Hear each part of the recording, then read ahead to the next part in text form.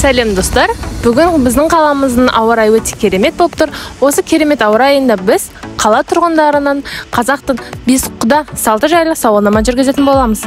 Сондай-ақ тұрғындардың бұл салтқа деген көзқарастарын бірге білетін боламыз. Ендеше бізбен бірге болыңыздар. Сендерге бір сұрақ қойсам, бесік құда жайлы не айта аласыңдар?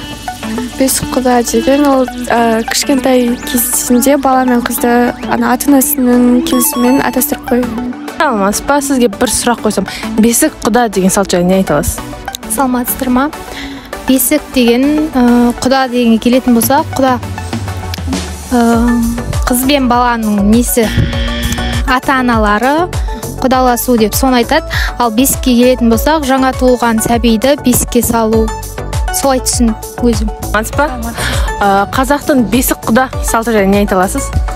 Бесік құда жайлы көптеген мәліметтерді айтсақ болады. Ол екі жолдастардың жақсы араласатын адамдардың бір-бірімен алдын ала бала туылмай жатып немесе бала туылғаннан кейінгі уақытта бір-бірімен сөз байласуын айтамыз бесік құда деп. Сіздің сондай достарыңыз бар ма? Қызыңызды ертең мысалы бесік құда жасауға? Жоқ, дәл қазір менің жасымда ондай адамдар жоқ. Ол бұрындары біздің ата-апамыздан естіген болатын, ал одан кейінгі ол салт меніңше қазір актуальны емес. Қазақтың бесік құда салты жайлы не айта аласыз? Енді бесік құда дегенді мен негізінде ол жөргектегі баланың, бесіктегі жатқан баланы жаңағы өздері жақындығымыз ажырап кетпесін деген сияқты, сүйек жаңғыртқан сияқты болады.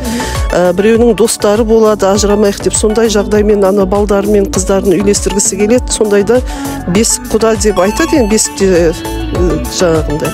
Бірақ енді оған менің ойым, енді өз басымызда болған сіңіліме солай деп не қылған, бірақ ол келешекте келгенде бала мен қыз бірін-бірін көрмей қалды ма, ұнатпай қалды ма, сондай жағдайларда болады. Енді біреулер үйлесіп кетеді, ол тіпті жақсы, ол деген енді өзіміздің баяғыдан келе жатқан салт дәстүріміз, салтты ұстанған өте тамаша, жақсы ол. Сізге бір сұрақ қойсам, бесік құда салты жайлы не айта аласыз?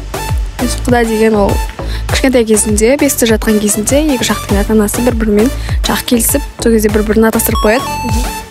Негізінен ол дұрыс емес деп ойлаймын. Өйткені олар ертең өскенде бір-бірін ұнатпауы мүмкін, мінездері келмеуі мүмкін, әркімнің өзінің таңдауы бар деген сияқты.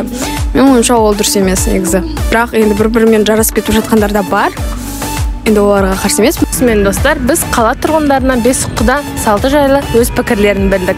Жалпы бесік құда дегеніміз бұл ата-аналардың бесіктегі ұл-қыздарының берекесінің бастамасы үшін құдаласып қоюын айтады. Құдалықтың бұл түрі де адамдар арасында татулық пен достықты білдіреді. Ендеше достар, сіздер өздеріңіздің бесік құда салты жайлы пікірлеріңізді төменге жаза кетіңіздер.